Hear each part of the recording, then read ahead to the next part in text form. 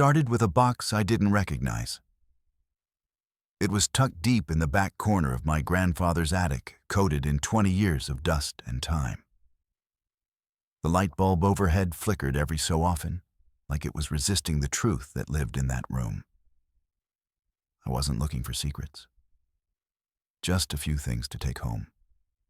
A vase, maybe an old baseball glove. But what I found instead was a silence so loud it still echoes. The box was unremarkable, weathered cardboard sealed with old twine, brittle from the heat of too many forgotten summers. I pulled it into the light and saw the faded handwriting scrawled across the lid in blue ink, Mayfield, 1987 to 2004. My last name, my childhood town, and a time frame that pierced something in my chest before I even understood why. I don't remember opening the box so much as feeling like I had to. Like it was waiting. Inside was a single object that immediately caught my eye, an old photo album covered in cracked maroon leather. I held it with both hands cautiously, like touching it too fast might break something that had been buried for a reason. There's something strange about photographs. They freeze a moment in time, but never the truth behind it. They capture light, not shadows.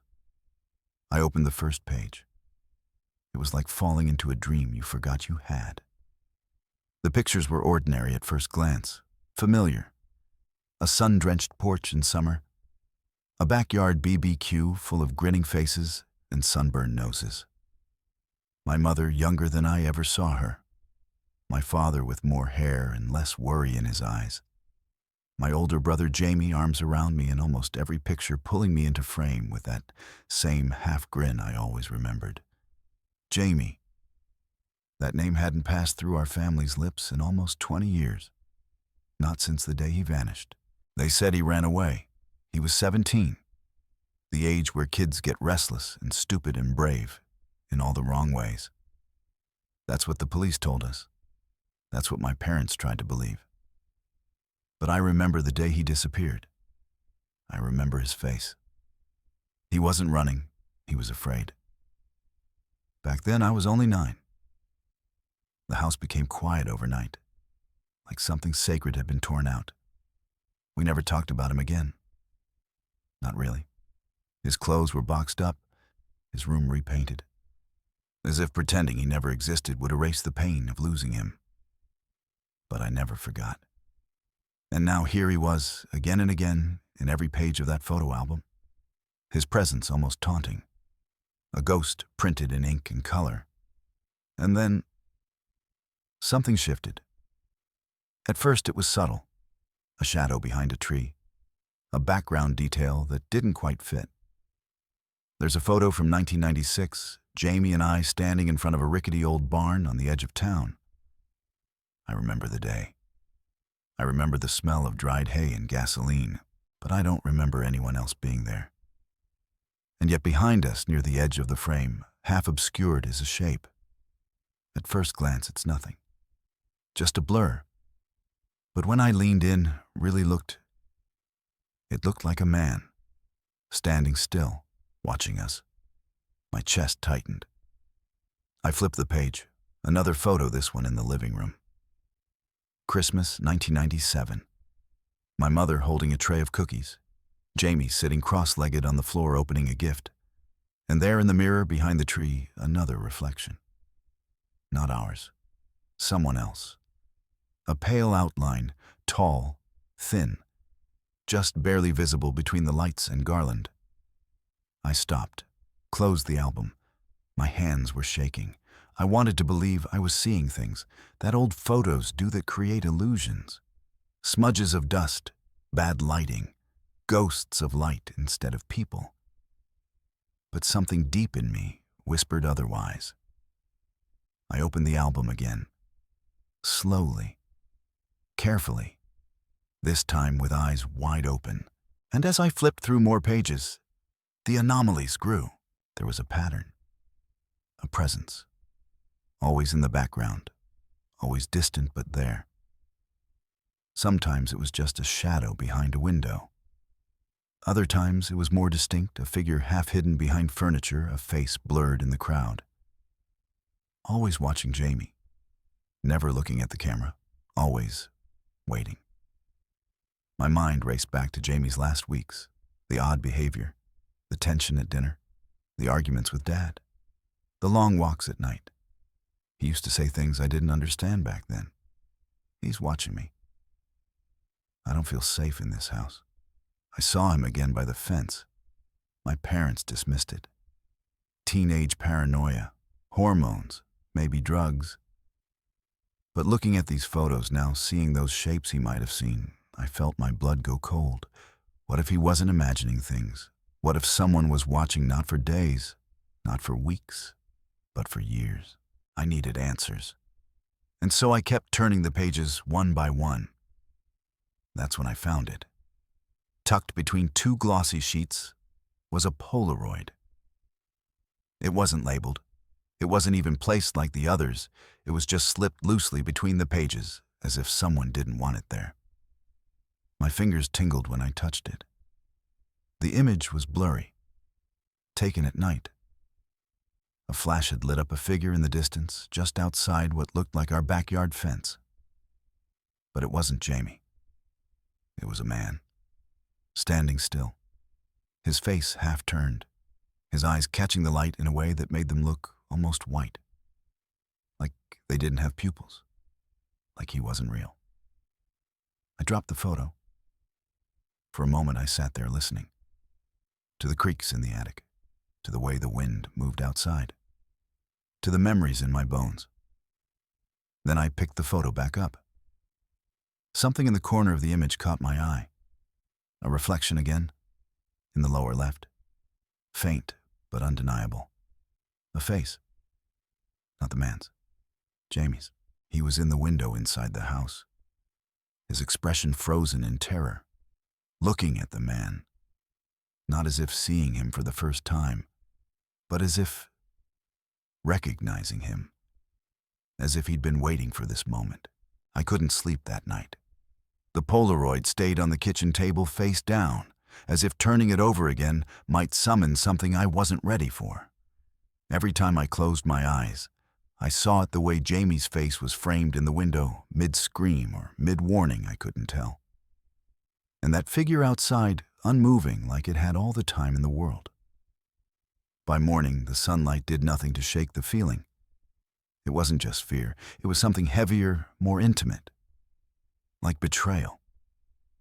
Like the past had been holding a secret right in front of my face, quietly bleeding into the background of every memory.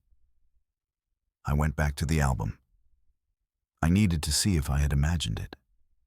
If the shadowy figure, the glimmers of movement, the impossible reflections were just tricks of age and grief.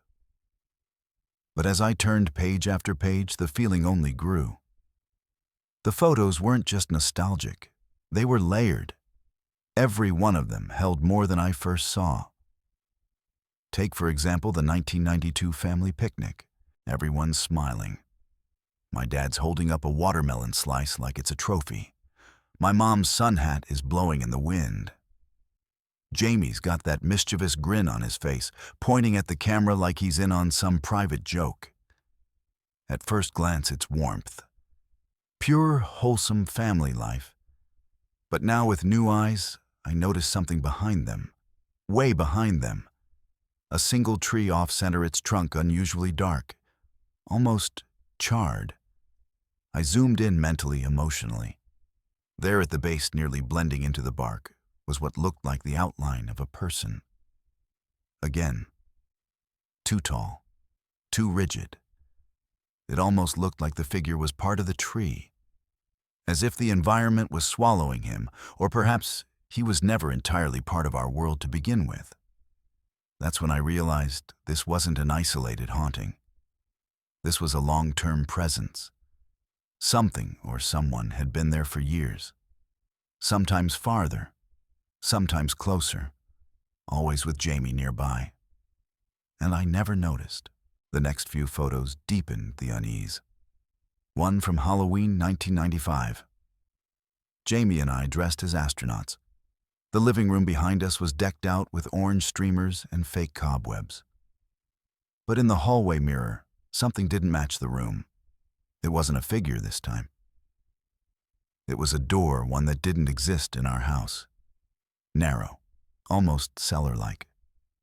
Tilted slightly as if captured in motion. I stared at the photo for 10 straight minutes. The hallway was small. There was never a door there. Never. I would have remembered. But in the photo, the door was open and inside. Only blackness. No light, no detail, just a void. I began to question everything, not just the photos, but my own memory. Was it possible I'd blocked things out, that I had unconsciously erased what didn't make sense as a child? But then, why had no one else ever said anything? Why did my parents act like Jamie never existed, as if his disappearance was shameful rather than terrifying? Why had this album been hidden? Later that afternoon, I called my mother. I hadn't told her about the album yet. Just asked if she remembered the old attic box marked Mayfield. There was a pause on the line. Too long. I thought we threw that out years ago, she said, her voice tightening. Why did you find it? I did, I said, trying to stay casual. There's an old photo album in there. Lots of good pictures. Another pause. You should probably bring that to me, she said. There's no need to go through that on your own. On your own. Like it was dangerous. Like I'd disturbed something best left buried. I asked her if she remembered any strangers in our neighborhood back then. Any incidents. Something Jamie might have seen or been scared of. But she deflected. Fast. Slippery. We were all on edge back then, she said. You were little. Jamie was complicated. Complicated. Like she was trying to avoid saying something worse. I ended the call and stared at the album again. One photo in particular drew my eye. It was the last one where Jamie looked truly happy. A summer shot. We were at the community pool. He had his arm around me. He was tan, laughing, soaked from head to toe. The sun behind us gave the whole image a hazy golden glow. But there was a detail so small, it felt like a trap to even notice. In the water behind Jamie's shoulder was a ripple. Not from splashing, not from movement. It looked like something had just submerged. Something large. No one else in the photo seemed to notice it. But Jamie was looking straight at it. His smile was still on his lips, but not in his eyes. I started marking them. Each photo with a strange figure and anomaly, a moment that felt off, I tagged them with small sticky notes. Within the hour, the album looked like a crime scene. I counted 15 marked photos in total, spanning from 1990 to 2003. Then I found a 16th. It was buried in the very back behind a flap of leather, as if intentionally hidden. This photo was different, black and white, older. And this time there was no Jamie, just a man. Standing alone in a field arms, at his side head, slightly tilted like he was listening. No timestamp, no context. But something about him felt familiar. His outline, his height, the blank detached look in his eyes. It was him, the same figure from the background of the other photos. Only clearer now, closer, like whoever had taken the photo had seen him. Not just noticed, but confronted. And whoever had taken it never labeled it, never told anyone, just hid it away. That night, I dreamed of Jamie for the first time in years. He was in our old house, sitting on the floor of his bedroom, flipping through the photo album. But when I walked closer, I realized the pages were blank. He looked up at me and said something I couldn't hear. Then I saw the window behind him, the same window from the Polaroid. The figure was there, but this time it turned to look at me, and it smiled. I woke up in a cold sweat, the sheets tangled around me like restraints. My breath came fast, too fast, because in the corner of my room for half a second I thought I saw a silhouette vanish. I told myself it was the dream. I told myself it wasn't real. But deep down, something had already shifted. The past was no longer staying in the past, and the photo album had become a map. Morning came again, but it didn't feel like a new day. It felt like the continuation of a question I didn't know how to stop asking. Who was the man in those photos? Why was he always near Jamie? And how long had he been watching? I spent the next few hours in silence, no music, no distractions. Just the album, a notebook, and my own growing unease. I started cataloging the images like evidence at a crime scene, laying them out in chronological order, trying to trace the figure's proximity, his posture, his gaze. What I found made my skin crawl. In the earliest photos from the early 90s, he's barely there. A suggestion of movement behind trees, a shape in a window across the street, a silhouette standing too far in the background to mean anything. Unless you were looking. But then around 1997, something changes. He moves closer, not dramatically, subtly, like a tide slowly rising around your feet. He goes from shadows in the woods to reflections in the glass, then closer visible in the background of crowded rooms. At Jamie's baseball game, he's near the bleachers. At a birthday party, he's behind the hedge. By 2002, he's appearing in mirrors inside our house.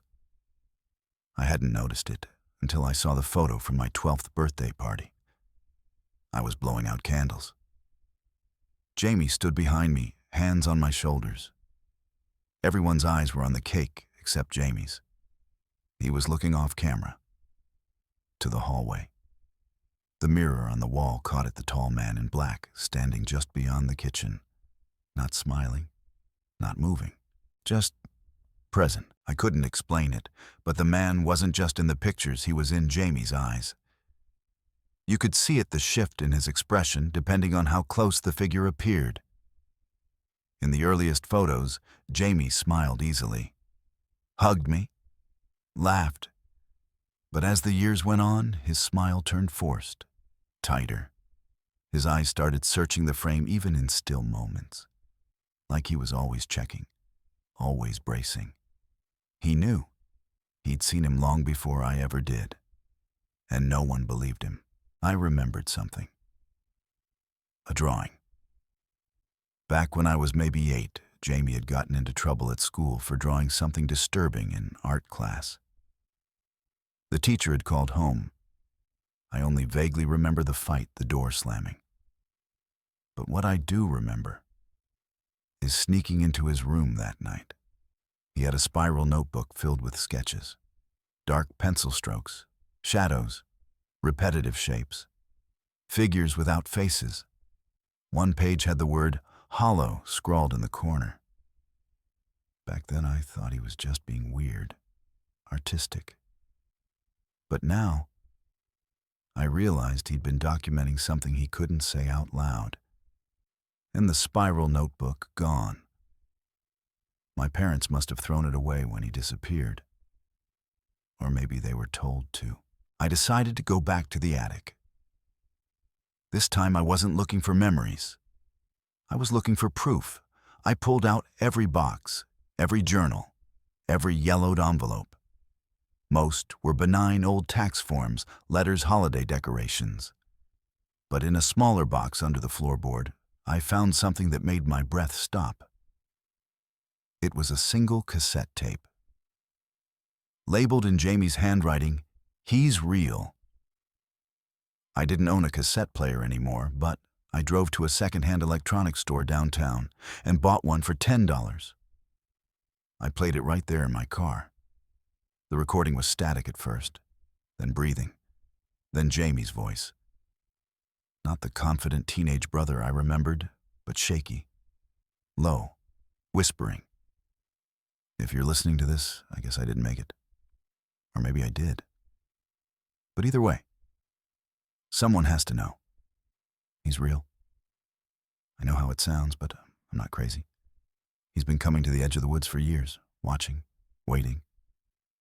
And lately, he's closer. I can feel it when I sleep, when I'm in the shower, when I turn off the lights. They said he's part of some old story, a local myth, the Hollow Man, the one who follows. But it's not a story. He finds someone, and he stays. And you start to disappear before you're even gone. The tape cut off. My hands were trembling. Jamie had tried to tell someone, anyone. But instead of help, he got silence. Back home, I went back to the photo album. I flipped to the last few pages, ones I hadn't dared open yet. These were dated late 2003, the months leading up to his disappearance. They felt different, dimmer, like the film had aged faster, like the light had fled. In the last photo of Jamie ever taken, he's standing alone in our backyard, barefoot, looking straight into the lens. But his eyes, they didn't look like Jamie's anymore. They looked hollow, as if something inside him had been scooped out and replaced with stillness. Behind him, barely noticeable unless you stared long enough, was the outline of the man again. Not in shadow, not in reflection, but in the open.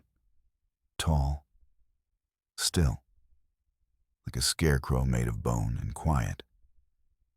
And then I noticed something worse. He was standing in the exact same spot as he had in the Polaroid. Same position, same angle. But 20 years later, I felt sick. All this time I thought Jamie had vanished because he ran. But what if he didn't? What if he was taken, or worse? What if he became part of whatever was watching him? I remembered his words from the tape. You start to disappear before you're even gone. I looked at the photo again, and this time I saw it. Jamie's outline was faint, too faint, like he was already fading, like the photo had captured the moment he was being erased, not from the camera, from the world. There's a moment just before full panic sets in when time seems to, you're not running yet, you're not screaming, but your body knows something's coming. And because the more I followed, he was being Remo. Systematically, patiently, like a photograph being overexposed until only light remained. I went to the town library. It was the only place left with paper records older than the internet. I started pulling every old file I could find, missing persons reports, town legends, newspaper clippings from the 80s and 90s. I wasn't even sure what I was looking for, just something that proved Jamie wasn't the first. That what happened to him wasn't some it boo an the a he told I diff I a low. IPRT Eve, 1971. 1984, 2003. Like a pea and fear, paranoia. A dark figure seen only in the corners of memory. And then silence. I started mapping the locations on a street grid. When I marked each house ours included, it formed a curve through the woods, bending inward, toward a single point, an abandoned well. I remembered it from childhood barely. Just a stone ring at the edge of the forest, overgrown with weeds and moss. My brother used to warn me to stay away from it. He said it felt wrong, like the air got thinner around it, like it listened. Back then I thought he was just trying to scare me. Now I wasn't so sure. I drove there, middle of the day, sun high, windows down. But the second I stepped out of the car, it felt like winter. The temperature dropped, no birds, no insects, just the wind curling around my ankles like smoke. The well was still there, crumbling, the rope long gone, the stone chipped from years of forgotten weather. But standing over it, I felt something I can't explain. Not presence, absence, like the air itself didn't want to exist there. I leaned over and looked down. It was deep, so deep I couldn't see the bottom. Just darkness swallowing darkness. I picked up a stone, dropped it in, and waited. No sound. Nothing. Not even a splash. That night, I had the dream again. Jamie. In the window, the man behind him. But this time the man stepped forward, into the light. And I saw his face. It wasn't blank. It wasn't monstrous. It looked like a version of Jamie. Older, hollowed, as if something had taken his skin and worn it wrong. His mouth opened, but no sound came out. Then I woke up. My phone was vibrating. An unknown number. I let it go to voicemail. But the message wasn't empty.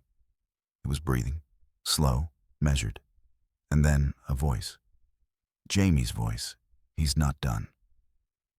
I dropped the phone. I tried to tell myself it was some sick prank, that someone hacked a recording, that it was a coincidence. But I already knew the truth. You don't run from a ghost. You run from something still alive. The next day I returned to the photo album. I flipped through the pages again, searching for something I'd missed. A thread. A timestamp. A final clue. And that's when I noticed the envelope glued to the back cover. I hadn't seen it before. It blended in too well-aged paper yellow and brittle, sealed with a single strip of masking tape. My hands hesitated before tearing it open. Inside was a photo, one I'd never seen. Jamie, taken just days before he vanished, standing in front of the well. He wasn't smiling. His face was pale. His arms hung at his sides, and his eyes were closed. In the corner of the photo was a handwritten note. He made me look. Now I see.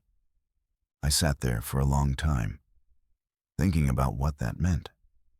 He made me look. What if this thing, this presence, didn't just follow? What if it called? What if it was never about taking people by force? What if it simply showed them something they couldn't unsee? And once you saw it, you didn't belong here anymore.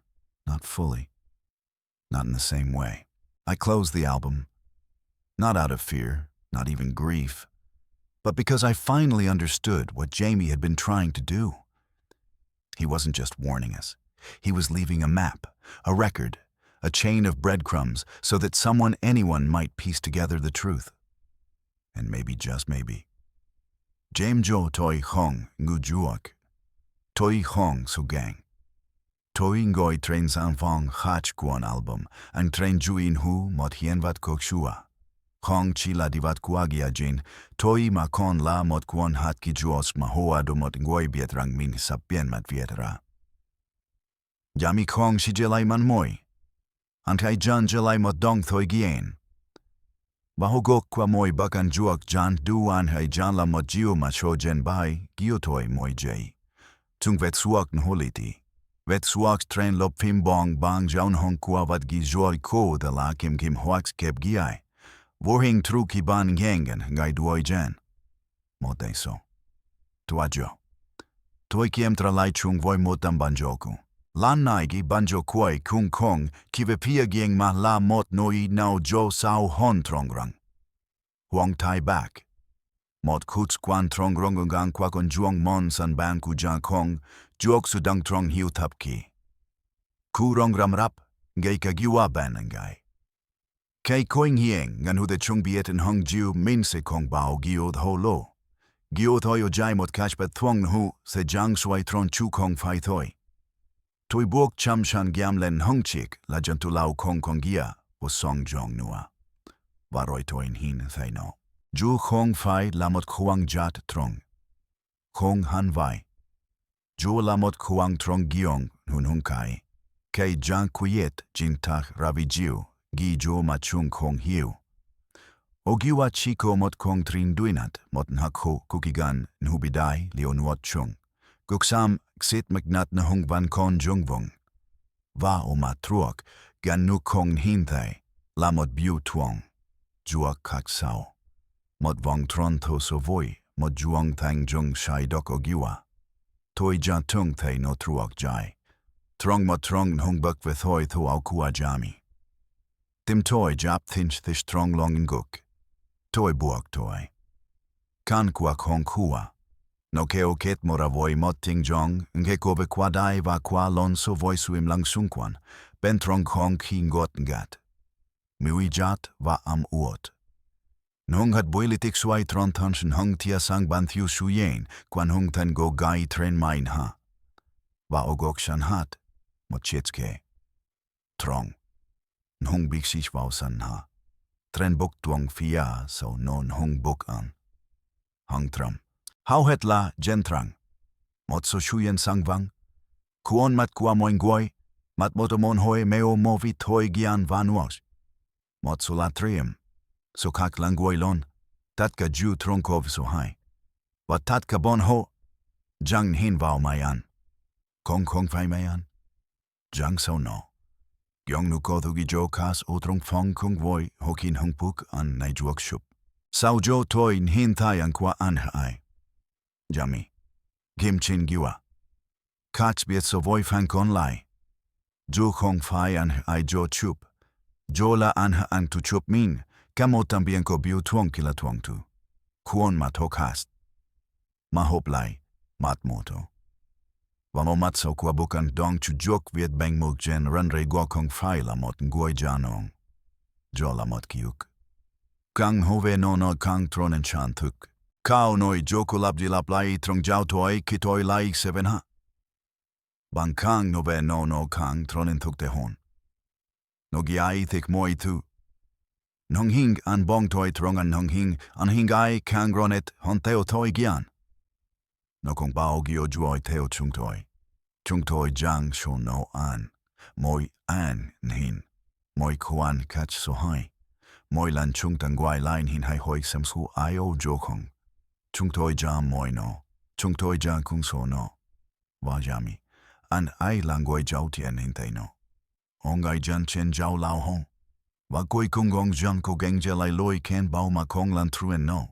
Tro lai ken ho toi mang kuan album and jen ben lo swoi. Toi jung jo mot luk lao van hin sham. Nongen gon te run rai tren hung kediem. Toi ko the tuk su fa hui no kong liu toi ko the jo chai dao vet tuk su kuoi kung kwa. An trai toi kong sao jo toi in hura mot jiu kach ma jami jai noi trong bang. Giam ant ta kong fai lang goi. Ant ta chila ting vong. Niu ban chon vui am tan, antas modan. Van je song fai la quen lang. Jo la viek tu choi kwech jai. La toi jan lam vai. Toi thap sang tong trang album van hin no chai. Koi quan tron hun hung gon tai quan fong. Nhung bukan quan tron va jen lai. Kuon mat jami tu bien matne, hang binuot chung boy trubui, va hoi nong. Toi khot. Kong shidan chuan ai. Nhung ko luk toi jamat niem tin. Kun hung luk soin hamlan suim lang voi su bin hien. Niu, tuan troi kwa. Kong kon mo wok nua. Kong kon kuak goi la nua. Kong ko bong nao wa fia sao toi trong guang. Chila, im lang. Nhung la mot kiu ting lang khat. Kong fai kiu, im lang trong rong, got ngat thuong swat hien sao mat. Jai la tu gi jo mong man hon. Gyong hu sudha tu. Tuai lai getam ku pokumot lan nua. Kai gieng van konjung guyen ven. Rung kei van titam hung gyong hen huting la kei. Chu kong fai ting noi.